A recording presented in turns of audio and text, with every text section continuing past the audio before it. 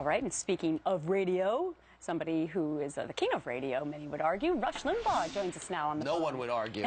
Good morning to you, Rush. Hey, it's been a long time since I've been with you guys. How are you? I know. Thanks so much for joining us. So much to talk about. Pleasure. Great to be here. Well, thank you. Let's talk a little bit about Egypt, because we've been watching these live pictures come into Fox and Friends this morning of these massive protests going on. And I'm interested in knowing what your thoughts are. The Egyptian military apparently giving President Morsi 24 to 48 hours to basically not be president anymore in that country. I don't know. I'm totally confused by Egypt. I thought this is what we wanted. I mean, when this all happened, when the Arab Spring was taking place a couple years ago, everybody was making it appear as though it was happening as a result of being inspired by Obama's own elections. A hope and change was spreading to the Middle East. And we had all kinds of learned people, including some conservative media pundits, talking about what a wonderful day it was in the Middle East. And this is exactly what Obama's presidency means. The world's going to love us.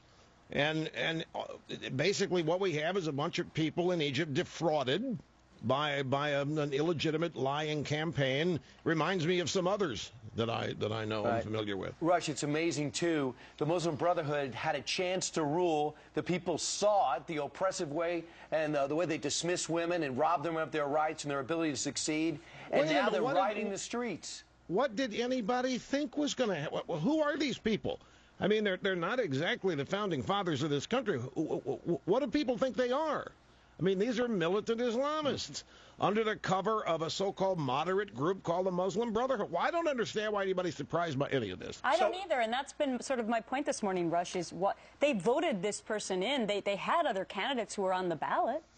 Well, but they were defrauded. They were lied to. The people of Egypt were lied to. They were lied to about Mubarak. They were lied to about what they were getting with Morsi, who's just a front for a bunch of more militant people. The fact that Obama can't even bring himself to condemn this ought to be eye-opening to anybody that's paying attention.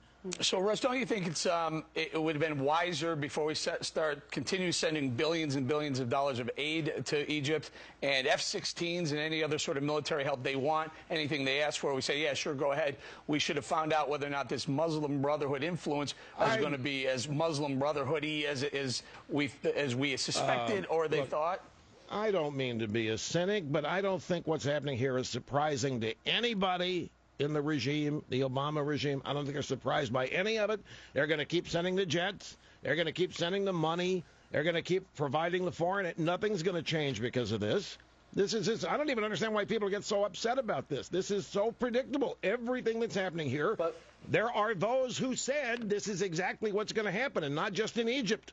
Go up to Turkey and go over to the Palestinian-Israeli conflict. This is a harbinger of what's coming, and we supported this. We helped install this. I'm stunned that the Secretary of State is focusing on Israel and the Palestinians, which is Hamas. Why is he there? Even the New York Times said that's a sideshow. It's John Kerry. He doesn't know what he's doing. Everything about this administration is image, sideshow, perception, photo op, optics.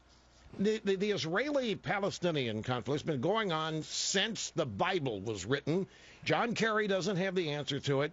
Nobody in this administration has the answer to it. The only way that conflict's ever going to be solved is like any other conflict is solved, and that is when there is an acknowledged loser who surrenders. And until that happens, all of this is just... It's meaningless. It really is. I've been doing my radio show for 25 years, and topics now are starting to repeat, you guys. And nothing changes. This is all it's all part and parcel of the pattern of events. I mean, look at all the work Clinton and Arafat did. Why? It didn't matter a whit, did it? Look at all the work Jimmy Carter did. It didn't matter a whit, did it? Arafat was given everything he asked for at one point. He pulled out because he didn't want the conflict to end, just like certain leftists in this country don't want the conflicts they're involved in to end, because if they've solved the problem, there's no reason for them to exist anymore. So all of this to me is just sadly, really sadly predictable. And I'm not trying to be cynical about it, but I am. But at least with Mubarak, although he was a dictator, he was helpful to the United States in trying to at least try and find a peace process there. But let me ask you this. If you were advising the president, what would you do about these growing crowds in Cairo today? I would do what Obama always does, and I would try to shift this and make it look like they're protesting because they're inspired by him. If I were Obama, I'd try to get myself into this story in such a way that it's all about me, because that's what he does with everything else. All right, Rush, here's something that we haven't talked about and probably hasn't repeated itself because it's brand new. Obamacare. It turns out that they're having problems selling Obamacare. In fact, they're having so much problems selling Obamacare, they're actually turning to school kids. They're turning to librarians. They're turning to the NFL, the NBA, etc. What about it, Rush? Can this thing survive? Eric, it's going to survive. It's the law of the land. Now, I don't think it'll survive, but I think it's going to implode on itself. It's just unworkable. It is 2,200 pages of a brand new bureaucracy that transfers 1/6 of the economy to the government, which doesn't know how to run anything properly, particularly this one. The idea that, why are they selling it? Why are they? It's the law of the land. I'll tell you why they're selling it. It's because the 2014 midterms.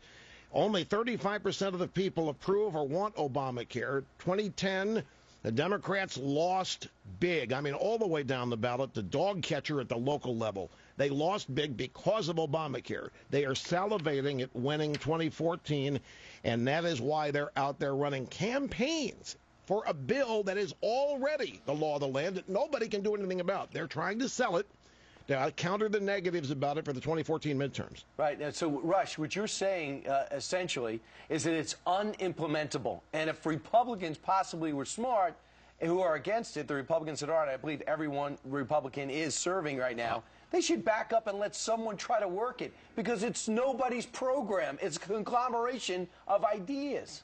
I think it's...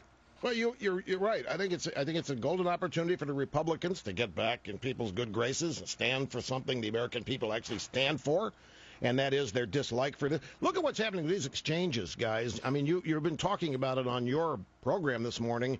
The California Health Exchange. I mean, most people think that's where you're going to go to buy your health insurance if your employer doesn't provide it. Turns out it's going to be run by the SEIU, the AFL-CIO, Cover California, the NAACP. It's a Democrat voter registration group running the California Health Exchange. You show up to get your health insurance. They're going to register you as a Democrat. They're going to get you to the polls to vote on Election Day as a Democrat. They're using Obamacare and these exchanges to grow the Democrat Party. And the Republicans are sitting around twiddling their thumbs, worried about immigration and whether the Hispanics like them or not. And they're being skunked on issue after issue after issue. Like, this is classic. The 2014 midterms are really, really important. If Democrats win the House, then there's no such thing as a lame duck last 2 years for Obama. He's going to have clear sailing. You think that's a possibility? That the Democrats win the House 2014? Is that, yeah, because the Republicans are in the process of engaging in policies guaranteed to lose them elections.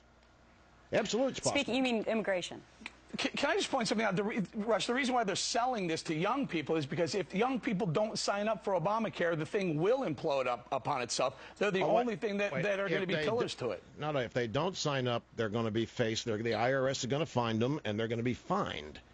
Now, the interesting number of the young people under 24, that I saw the other day, that the average annual expense for health care is like $800. Yeah. The minimum premium is going to be $5,500. That, I tell you, there's going to be another golden opportunity for the Republicans. They'll take the fine. Yep. Yeah, if they get out in front of it. But they will pay the fine's going to be cheaper than that for a couple of years. But they will be found by the IRS, and they will have that fine deducted on their taxes if they have a job, which is another thing that fewer and fewer people have in this country. Well, Rush, you have a big decision to make. You're a huge baseball fan. The All-Star game is going to be in New York. You know your way around this city. Yeah. Will you come up to New York City and possibly sit on our couch en route to going out to Citi Field for the All-Star game?